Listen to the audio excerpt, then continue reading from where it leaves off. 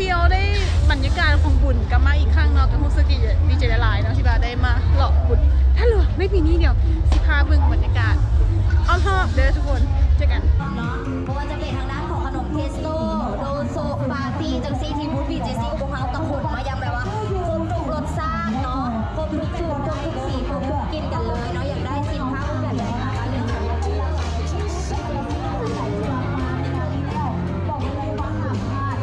ราคาโปรเลยไม่รู้ค่ะเป็นราคาโปรเลยจ้า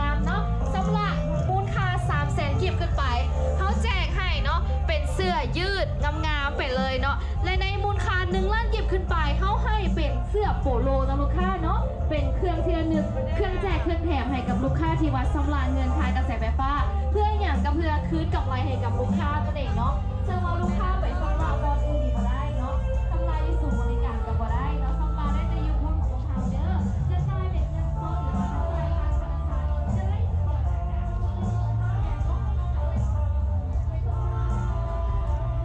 ผู้บริหารสำนักบริษัทหางจากสัตว์ตุ่เขาอยู่เนาะแล้วก็การพัฒนาของผู้การในครั้งนี้ขอโทษเพราะที่เราจะดูโปรโมชั่นหลากหลายมีหลายต่างแห่งโถ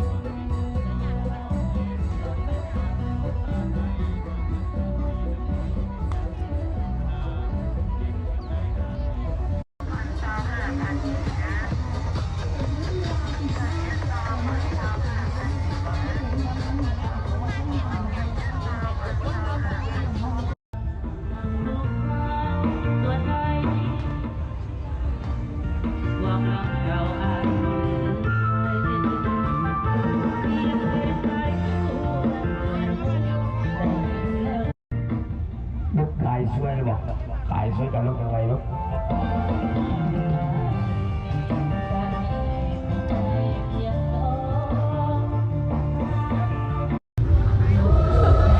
อันนี้เป็นแบบอีกกิจกรรมหนึ่งของบุญท่าหลวงทุกคนซึ่งก็มีผ่านมาเนาะญี่ปุ่นทรงเหนือนี่ก็ได้มีคลิปก่อนๆเดี๋ยวซิแซลิงไม่ให้เนาะแต่ว่าตัวนี้ก็มีมาบุญท่าหลวงอีกแล้วกับบรรยากาศก็ยังคึกคืนคือเก่าเดี๋ยวสิพายางต่อเด้อ รับสัก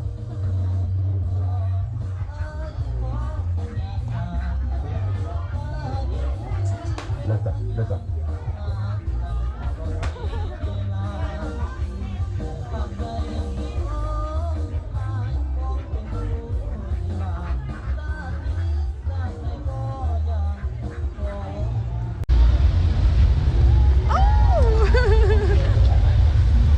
I feel so happy now.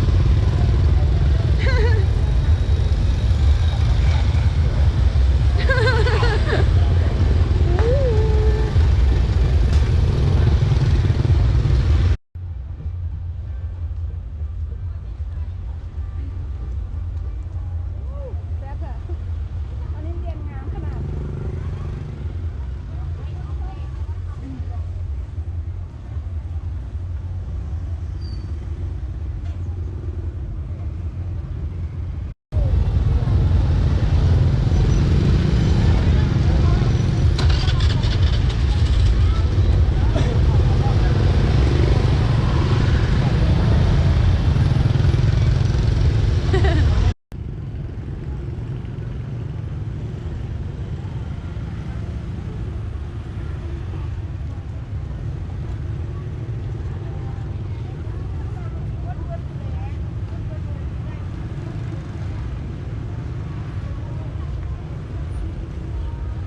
อันนี้เขายังไม่ได้ไป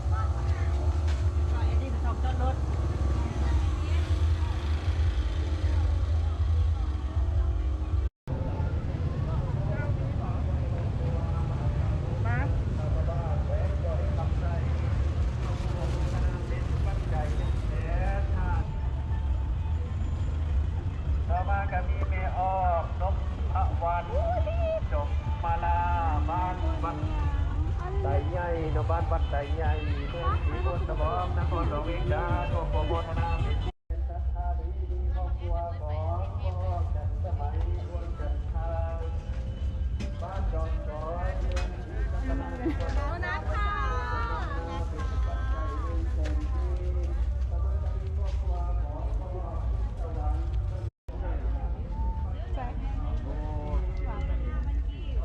น่าจะเป็นผักตบ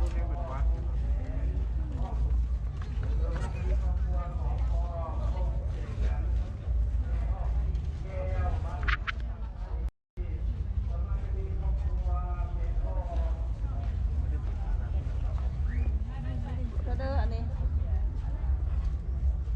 อันนี้งานชาแนลจ้ะ ก็ได้นอนนี่ อันนี้ซีแสงและที่แบบ Guy, you know, I saw it. So beautiful. This bag handmade from Laos. งามทุกคนอันนี้แมนกระเป๋าเป็นแฮนด์เมดเนาะจากประเทศลาว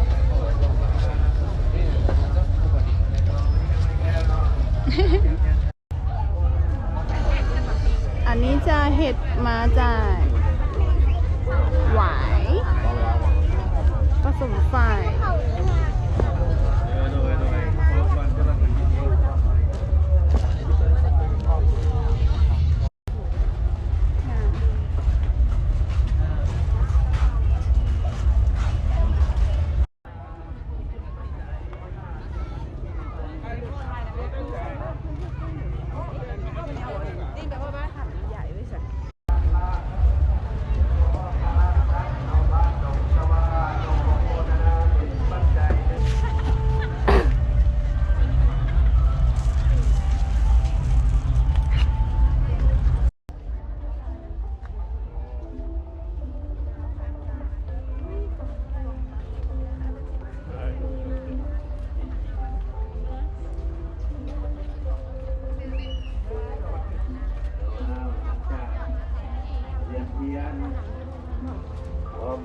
3 โมง3 ทีแล้วก็ขอเชิญเด้อเจ้าเอากระแสโยมเนาะผู้บ่าวผู้สาวชาวนุ่งเยาวชนเนาะแขกตัวอยู่แขกแค่มากันทำการทำกันทำบุญเด้อทำกันทำบุญเดี๋ยวลงเดี๋ยวดี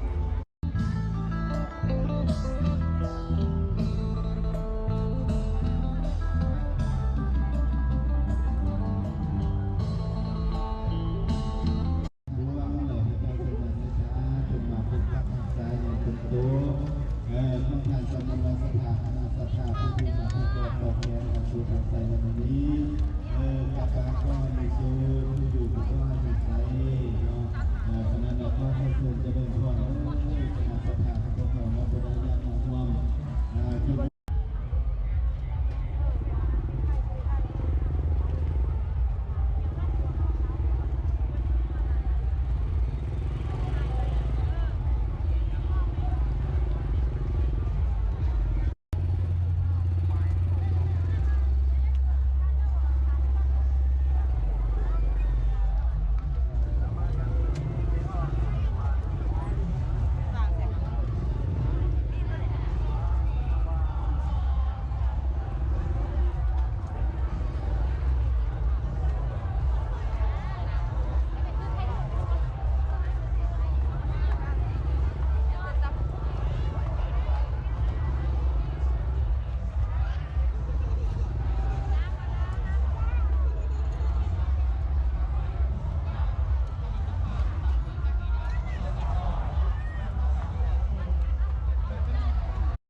ซื้อกาแฟทางด้านหน้าหรือว่าทางด้านในก็ได้เส้นเดียวกันและสามารถเข้าไปนั่งตามพักผ่อนตามสบายกันเลยเนาะเพราะว่าบ่มีการไล่จึงควรทานจะยอมเมื่อเองแล้วถ้าร้านบ่เมื่อพวกเรากับที่เมื่อแล้วแต่อันนี้สุดท้ายก็มีพันลมนะอีมีพันลมให้เดี๋ยวลูกค้านั่งเย็นๆพักผ่อนกันเลยย่างไปๆแล้วกาแฟพักผ่อนที่บูธดาวเขาได้มาเลยเนาะมากันเลยเนาะสำหรับทานได้ที่ว่าอยากซ่องซิซอกหาผลิตภัณฑ์กาแฟด่าวของพวกเราเมื่อนี้เราบอกได้เลยว่าถูกสุดถือกันเลยว้าวได้เลยว่าเป็นราคาโรงงานเอ่ยก็ว่าได้ได้แล้วเนาะสำหรับผู้ใดที่ว่าสนใจเนาะซื้อไปไม่ขายต่อจริงๆสำหรับเป็นค่าค้าขายที่ไหนเนาะซื้อว่าซื้อมาที่ซื้อไว้นานจะขายต่อเอาไปขายได้ดีสุดท้ายก็ยังได้ของจริงของแจกดี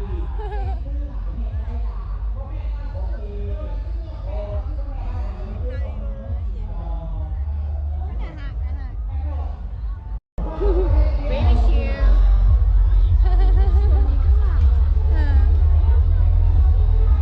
ตัวนี้จะเป็นโซนคล้ายๆโซนอาหารเนาะมีทั้งเครื่องดื่มแล้วก็ร้านอาหารต่างๆเนาะกว้างเลยทุกคนรอผู้ป่วยเลยผู้ท่าหลวงหลายนี่เนาะแค่ซ้ำกับออกกำลังกายเลยทั้งยางผู้ท่าหลวง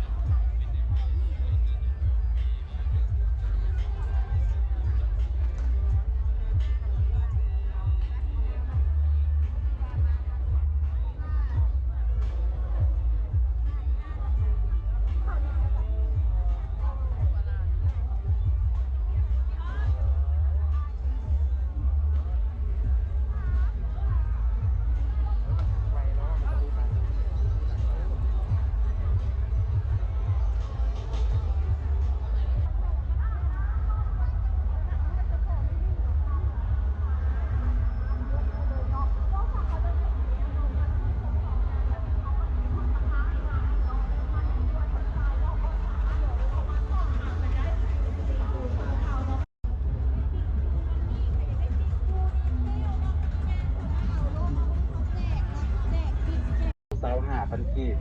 เลแล้วเสือกันลมโต15,000กีบ2โต25,000กีบ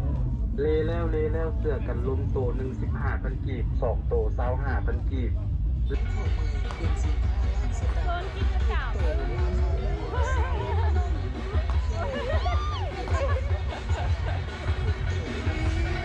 มาโดน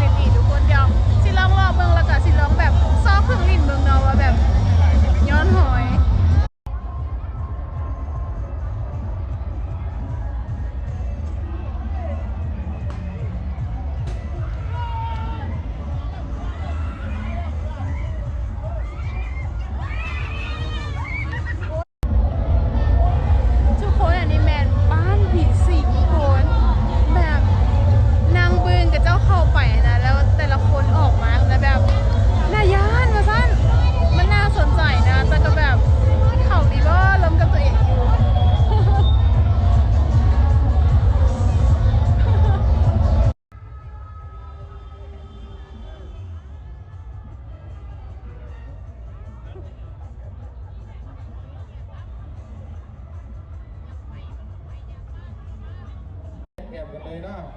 โดยเฉพาะสำหรับสบู่ของพวกเรากันและพิเศษเราสำหรับคือเลยที่มีหลายช่วยเราสำหรับใครที่ว่าเป็นครอบครัวใหญ่เนาะแนะนำให้ซื้อเป็นแพ็คเลยเนาะหรือว่าอยู่น้ำกันหลายๆคนอยู่กับหมู่เนาะสามารถออกเงินทานกันซื้อเนาะเอาไปใช้เราดูเลยเนาะตรงนี้กันก็มีสายงานปุ๊บไปเป็นเดือนเพราะเป็นไปให้ที่เราจะช่วย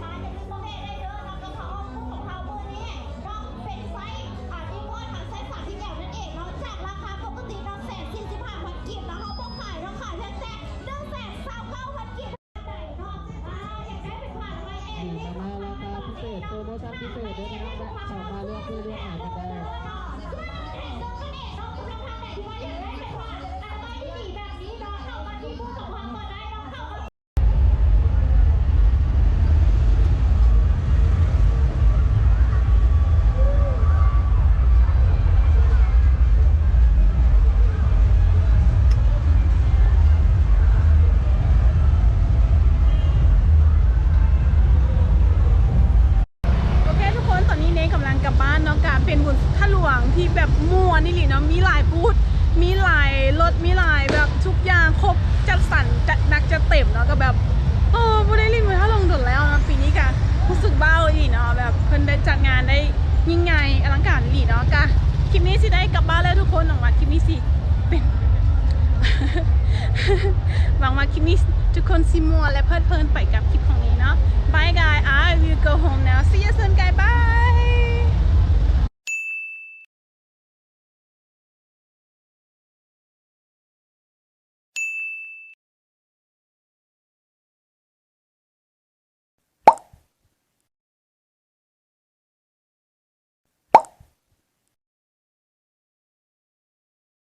Wow